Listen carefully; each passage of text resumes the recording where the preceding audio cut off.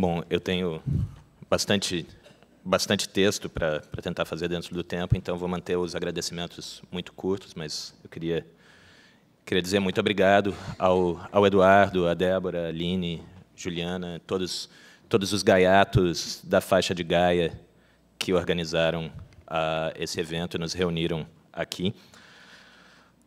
Dito isso, vamos lá. Para um texto cujo subtítulo poderia haver sido O uso pós-humano de valores humanos, nada mais adequado que abrir com uma citação de The Human Use of Human Beings, o uso humano de seres humanos, de Norbert Wiener.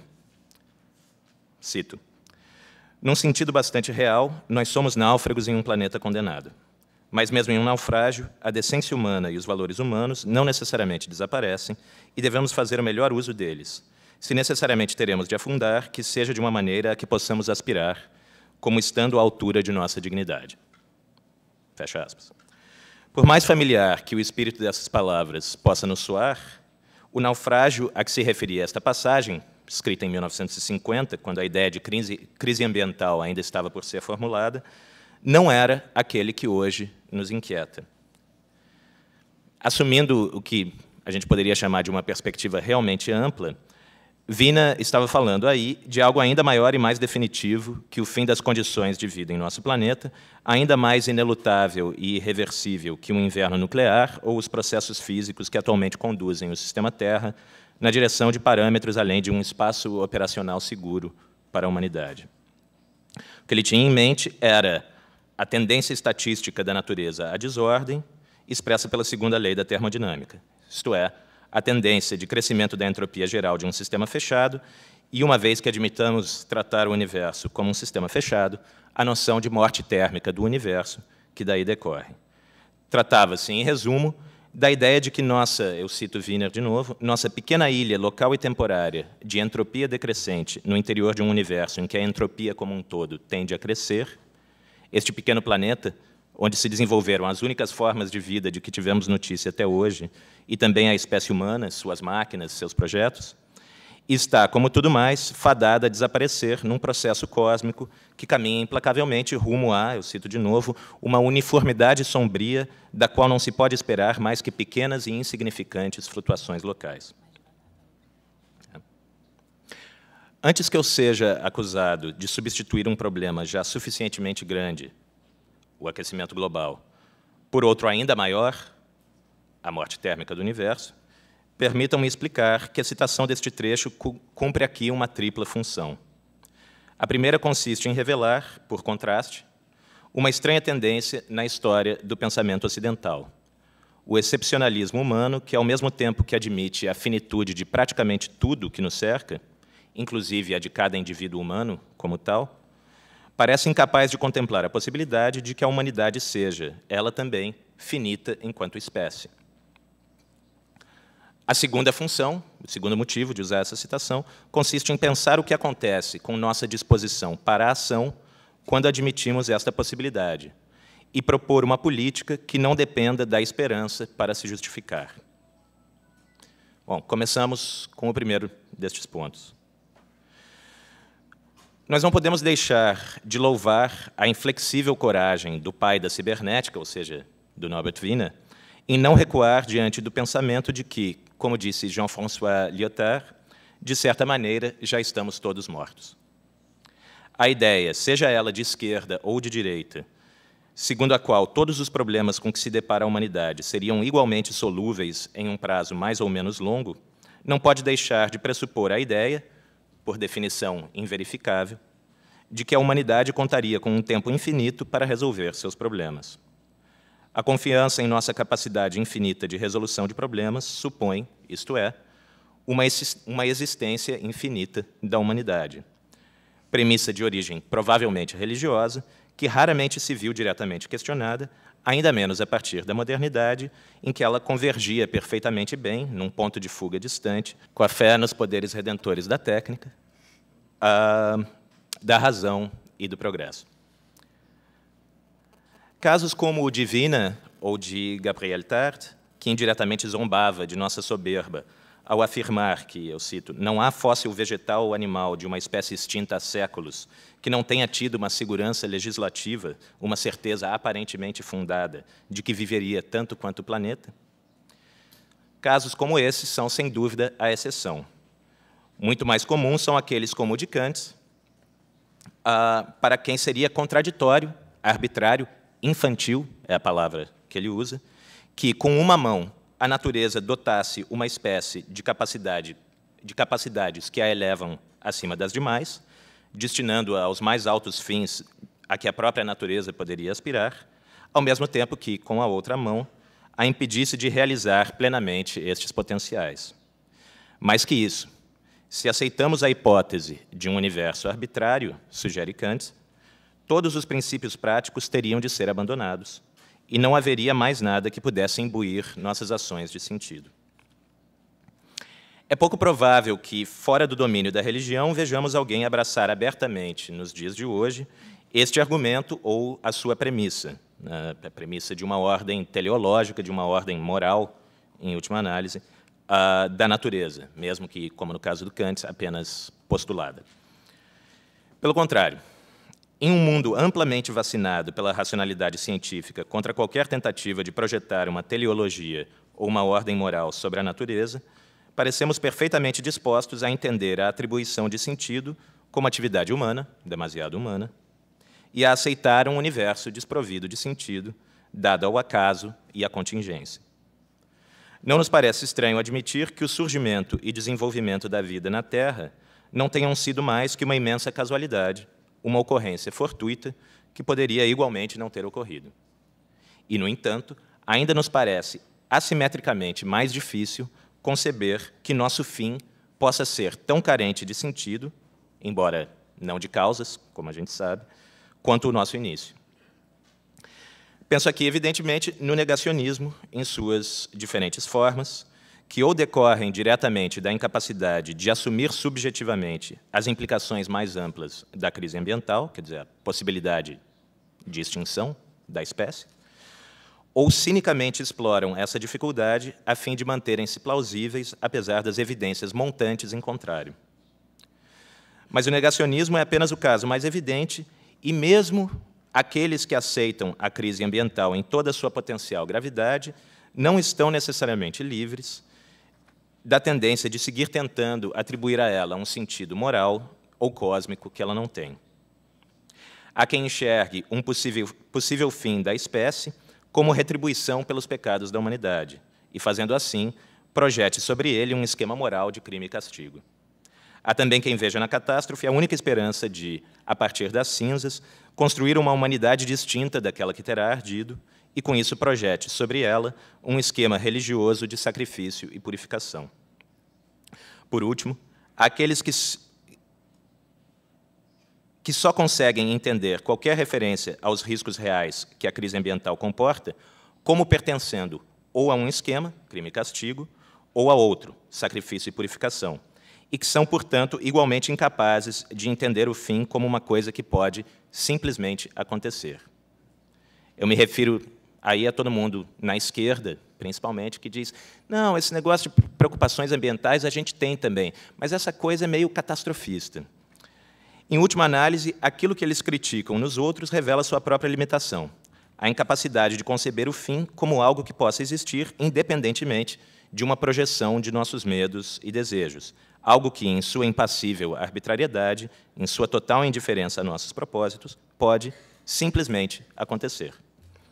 Reduzir o fim a um para nós, mesmo ou especialmente quando nós são os outros, é prova de uma incapacidade de conceber a possibilidade de que ele seja real em si, ou seja, de concebê-lo fora de qualquer domesticação em um para nós.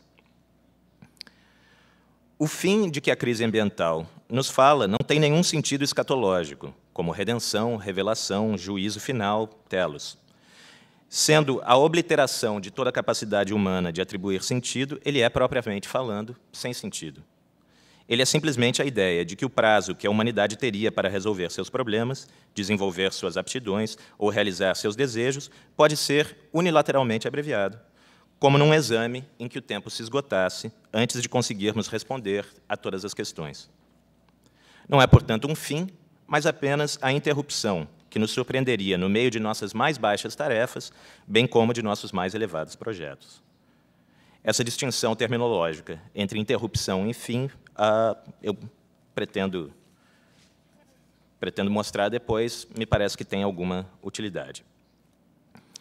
Ao mesmo tempo, não podemos tratar esta interrupção como um evento que viria todo de uma vez. Estamos falando de séculos, com sorte, em que os humanos viverão com um desdobramento de efeitos, em grande parte imprevisíveis, das causas que já produzimos e daquelas que, porventura, sigamos produzindo, implicando cada vez mais restrições à vida no planeta e, portanto, também a nossas possibilidades de ação e sobrevivência. Isto significa que, em que pese a irreversibilidade de longo prazo de muitos dos impactos já produzidos até aqui, ainda há algum tempo para evitar o pior. Eu estou assumindo a ironia de começar falando da morte térmica do universo e depois falar em evitar o pior, mesmo que numa janela de oportunidade que vai se estreitando progressivamente entre duas inércias, a do sistema físico terrestre e a de um sistema econômico que, como o escorpião da fábula, apenas age conforme sua natureza, mesmo que esta implique a nossa e, portanto, também a sua morte. Mas chegamos aí na segunda questão que o trecho citado no início visava provocar. Por quê? Por que agir para evitar o pior? Quando nos deparamos com o prospecto da interrupção arbitrária e desprovida de sentido de nossa existência e capacidade de projetarmos-nos no futuro, qual o sentido de apelar, como faz Wiener, à decência e aos valores humanos? Se, ademais, mesmo que fôssemos inteiramente vitoriosos em defender a vida terrestre, isto não passaria de um breve sursis diante do naufrágio inapelável do universo, de que nos serviria manter nossa dignidade? Talvez Wiener, que nos deu o problema, possa também oferecer-nos uma pista para resolvê-lo. Com um admirável espírito esportivo, ele observa que a contemplação do Big Freeze cósmico, quer dizer, da morte térmica do universo, não precisa necessariamente conduzir ao pessimismo. Eu cito: a diferença prospectiva normal entre o próximo e o remoto, né, diferença que a gente tem no nosso campo de visão entre o próximo e o remoto, nos leva a atribuir mais importância às ilhas de entropia localmente decrescente, como o planeta em que vivemos, do que ao universo como um todo.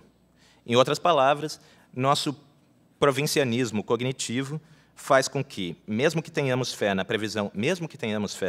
previsão científica da finitude cósmica, o destino final do universo nos pareça relativamente desimportante diante daquilo que está à nossa frente aqui e agora.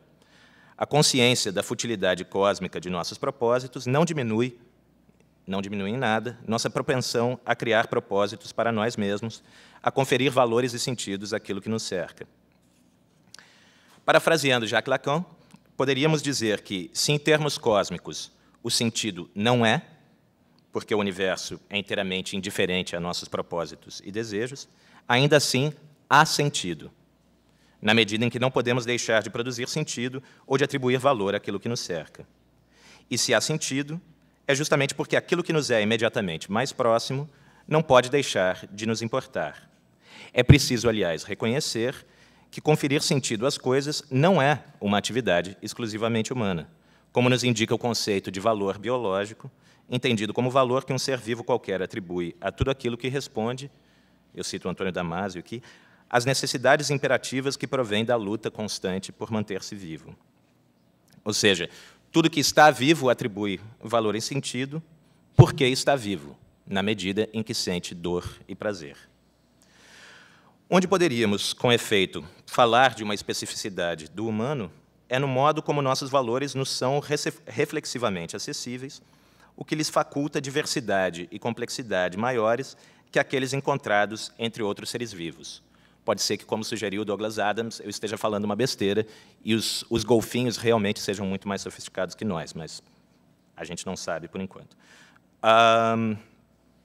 Ao mesmo tempo, conforme evidenciam expressões como morrer por uma causa ou dedicar a vida a um sonho, o humano é capaz de atribuir valor a valores, atribuir sentido a ter um sentido, de forma que a conexão de um valor de segunda ou terceira ordem com o propósito biológico de manutenção da vida possa se tornar de tal maneira indireta que deixe de ser evidente.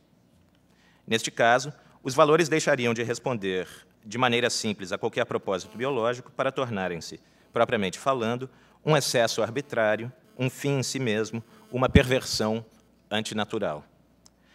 Algo que poderíamos, portanto, chamar de luxo, entendendo a palavra nos termos do quiasma entre economia geral e economia restrita, descrito por Georges Bataille e descrito pelo Peter ontem. Ou seja, o quiasma entre economia geral e economia restrita. Aquilo que, do ponto de vista restrito, aparece como negação da vida, desta vida particular, deste indivíduo que vai contra o imperativo do valor biológico em favor de um valor, em favor de uma quimera, é, ao mesmo tempo, do ponto de vista geral, eu cito Bataille, a verdade profunda do movimento de que a vida é exposição, a verdade profunda do movimento de que a vida é exposição. Verdade profunda que Bataille identifica com a dádiva sem retorno, a prodigalidade sem interesse, a dilapidação sem propósito, sem sentido, como são sem sentido as ilhas de negentropia, de entropia decrescente, que emergem no oceano de uma entropia que, sem outro sentido que não aquele da sua própria direção, caminha impassível para o grau máximo. Entre nós que aqui estamos, o mais provável é que a associação das palavras luxo, fim em si mesmo e antinatural nos traga à mente o nome do inimigo que devemos, de fato, nomear aqui. A gente não deve só nomear Gaia, a gente precisa nomear o inimigo, um dos inimigos, o capitalismo. Afinal, foi sob o impulso, por definição, insaciável, de autovalorização do capital que potencializou-se radicalmente o impacto da ação humana sobre o planeta, ao ponto dela tornar-se uma força em escala geológica. É ainda este mesmo movimento autotélico que explica a imensa resistência inercial que encontra hoje qualquer tentativa de reverter as tendências de um sistema cujo imperativo de lucro encontra incentivos econômicos no curto prazo naquilo que implica destruição a médio e longo prazo. A crise ambiental expõe, mais do que nunca, a faceta excessiva e inumana que fazia Marx descrever este movimento em termos que sugeriam uma possessão demoníaca. O capitalista como capital personificado e dotado de consciência e vontade, suporte do movimento sem limite do capital. O capital aí como força demoníaca, para tomar a expressão do Freud falando da compulsão de repetição, como pulsão de morte, ou, à luz da ficção científica, já que todo mundo está aqui falando de ficção científica também, mais especificamente da série Alien, como o parasita xenomorfo, cuja autorreprodução põe em risco a existência enquanto espécie de seus hospedeiros, ou seja, nós. Mas é bom observar que o capitalismo nem sempre foi, e, aliás, nem sempre é, pensado assim, e que, para muitos, antinatural seria antes o seu contrário, o contrário do capitalismo. Chamemos este contrário, chamemos aquilo que, sob as mais diversas formas, se opôs historicamente ao capitalismo, de comunismo, ou, como quer Nick Dyer-Witheford, comunismo, né, de commons. O ideal genérico de igualdade estanciado em práticas de vida em comum e pelo comum, in common and through the commons. É um jogo que, infelizmente, não dá para fazer em português, porque commons em português se diz commons. Igualdade, aí eu entendo, obviamente, como o oposto de desigualdade, e não o oposto de diferença. E, para deixar um pouco mais claro, isso que eu chamo de comunismo ou comunismo envolve desde os Achaninca, do qual o Marcos nos falava antes, aos os zapatistas em Chiapas, aos squatters de todo o mundo, o MTST, o MST, os squatters da Europa, os squatters da aldeia Maracanã, aqui no Rio, mas também aquelas energias desencadeadas no primeiro momento, por exemplo, da Revolução Russa. Bom, encontraremos, então, se nós chamamos isso de comunismo, encontraremos, então, uma extensa tradição que enxerga neste ideal uma negação da vida, a frase do Nietzsche, um movimento contrário ao rumo plantado na natureza das coisas, como diz o Edmund Burke. Na medida em que viver seria essencialmente espoliar, ferir, subjugar o outro e o fraco, tudo isso é Nietzsche. a essencialmente espoliar, ferir, subjugar o outro e o fraco, oprimi-lo, impor-lhe duramente nossas próprias formas, incorporá-lo e, pelo menos, no mínimo, explorá-lo, o desejo de dar fim à exploração não poderia ser mais que uma abstração fria e antinatural, um valor arbitrário, um perverso absolutismo da razão. Um luxo, portanto, no sentido dado acima. Mas luxo do comunismo também pode ser entendido hoje num outro sentido. Quando o problema com que a humanidade se depara é justamente a insustentabilidade de seus atuais padrões materiais de vida, a qual vem se somar a pressão crescente de uma massa gigantesca de trabalhadores do antigo Terceiro Mundo, cuja capacidade de consumo cresceu dramaticamente nas últimas décadas, a demanda por igualdade não se tornaria impossível de conciliar com a necessidade de manter o sistema físico planetário dentro de um espaço operacional seguro?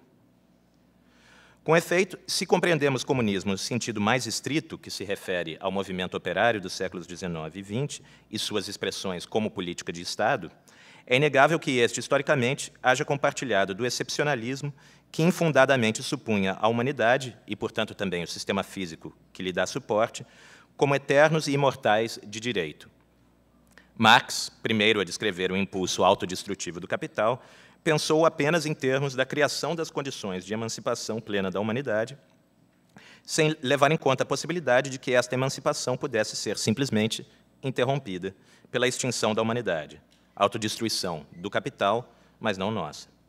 Neste sentido, comunismo e liberalismo estiveram, durante muito tempo, efetivamente irmanados na crença num progresso material infinito como redenção, sem jamais levar suficientemente a sério a questão dos limites que um sistema terrestre finito parece impor a este ideal. Provém daí, justamente, um dos grandes impasses políticos em que nos encontramos hoje, presos que estamos entre os chifres de um dilema que opõe uma direita, para quem a questão ambiental tornaria a igualdade um luxo, e uma esquerda, incapaz de conceber a possibilidade da interrupção, para quem o imperativo da redução da desigualdade faria das preocupações ambientais um luxo. Este dilema, é preciso dizer mais uma vez, quisera eu que fosse de uma vez por todas, é falso.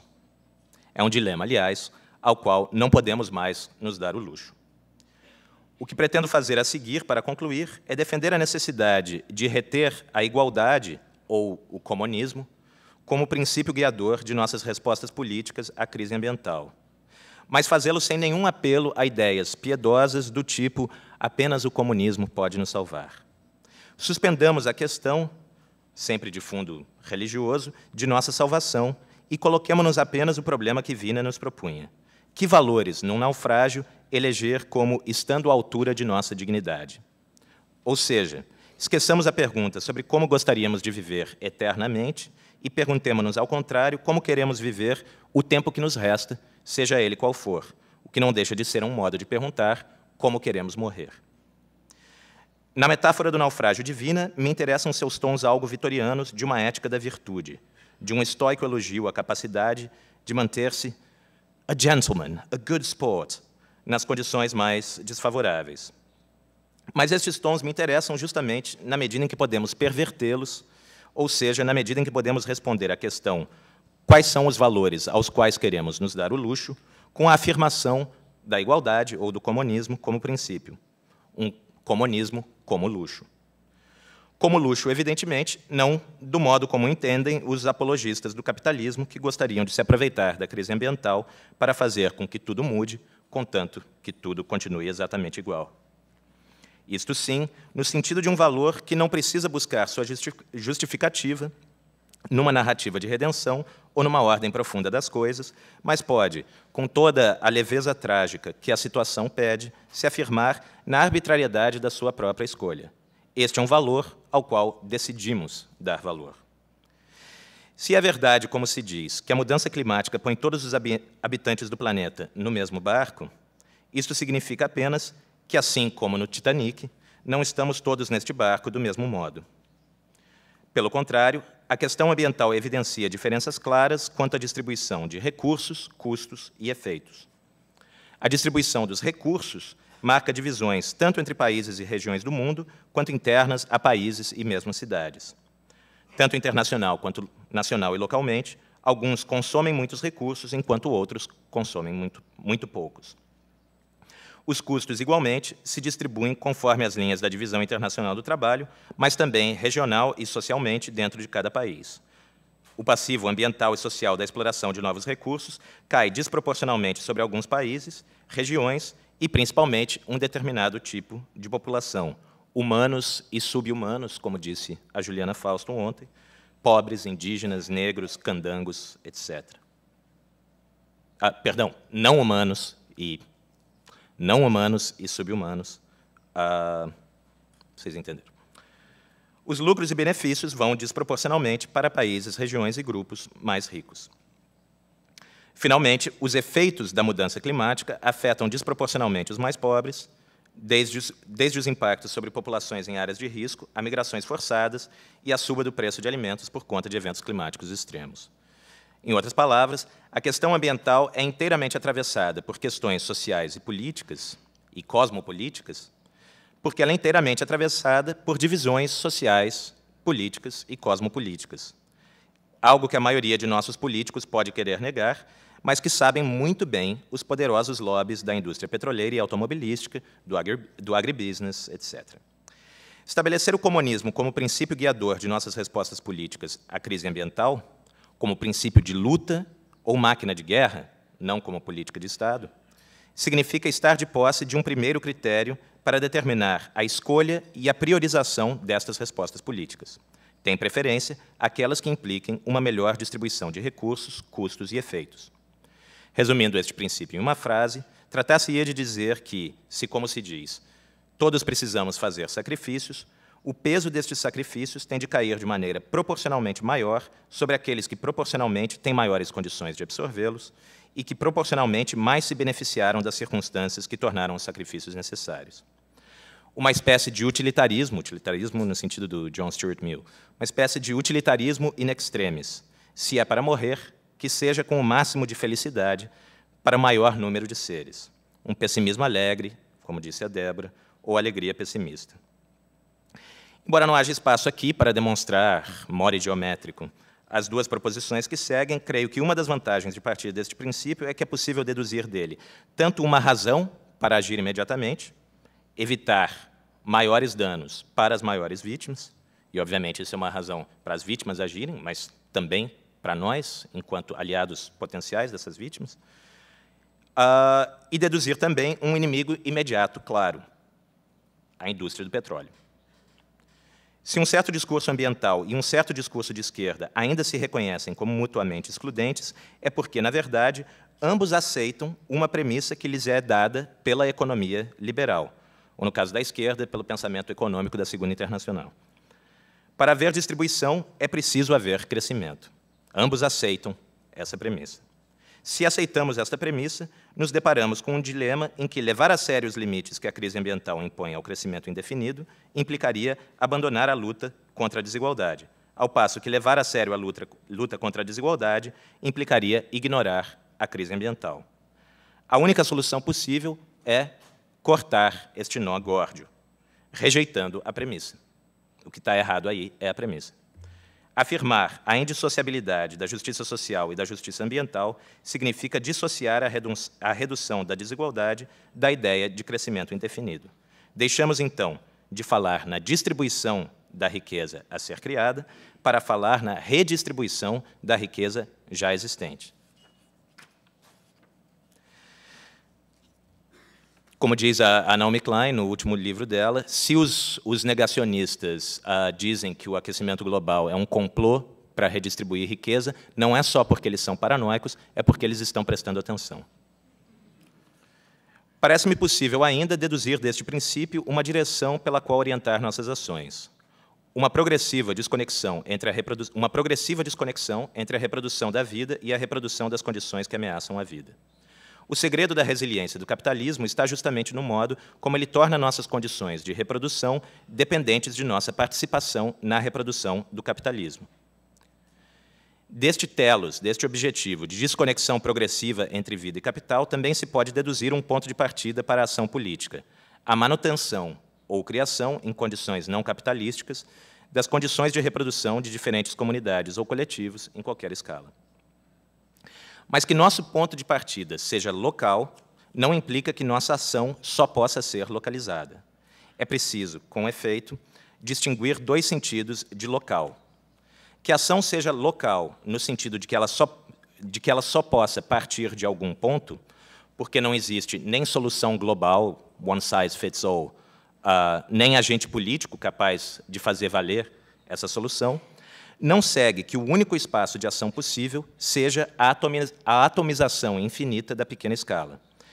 Passar da enunciação de um problema global à conclusão de que a única solução seria a aposta em ações meramente locais nesse segundo sentido, não me parece resolver, mas apenas ignorar tanto a dimensão global do problema, isto é, as redes longas que articulam diferentes localidades, quanto o verdadeiro desafio que esta implica, o de criar uma transição que vá das redes longas capitalistas e carbono-dependentes que temos em direção a alguma outra coisa. Aquilo de que o Alf falava era uma proposta nessa direção. Além disso, simplesmente confiar que uma nova ordem irá emergir espontaneamente da proliferação de pequenas ações locais parece um passo atrás em relação ao reconhecimento do risco da interrupção. A pergunta não é se essa ordem, se é ou não possível que essa ordem emerja espontaneamente, mas se é possível no tempo de que dispomos. Não creio que possamos nos dar o luxo de descartar nenhuma das formas de ação à nossa disposição. É preciso, e isso era uma coisa que a Sílvia Rivera dizia hoje de manhã, é preciso, pelo contrário, produzir as redes que conectem táticas de obstrução, desconexão e refuncionamento, a gente pode entrar nesses três conceitos depois, experiências locais e a esfera estatal, internacional e global, de forma a reforçar as condições de possibilidade umas das outras, bem como potencializar seus efeitos. Quão perto estamos de conseguir pôr em prática uma política assim? A verdade é que estamos muito longe, tanto em termos de nossa capacidade de influenciar o debate público, quanto de nossa capacidade de ação. Mas, por isso, também devemos enxergar um sentido tático triplo no princípio da indissociabilidade das questões sociais e ambientais como um ponto de partida. Primeiro, o de impedir a incorporação da crise ambiental por discursos que visem usá-la como cavalo de Troia para introduzir medidas socialmente regressivas ou soluções meramente cosméticas, como o chamado capitalismo verde. Segundo, o de evitar seu simétrico inverso, a ideia de uma certa esquerda, para quem a crise ambiental não passaria de uma cortina de fumaça para nos afastar do problema da desigualdade social, se é que é realmente a desigualdade social o problema com que essa esquerda está preocupada. Terceiro, e mais importante, o de construir, no sentido de bricolar, como dizia o Eduardo, uma base social para as lutas por justiça social e ambiental que estão por vir. Esta bricolagem é, aliás, o projeto político que se poderia extrair do filme A Idade da Terra, que dá título ou subtítulo a esse evento e que vocês estão assistindo aí no fundo desde o início. Conseguiremos fazer isso? Não tenho a menor ideia.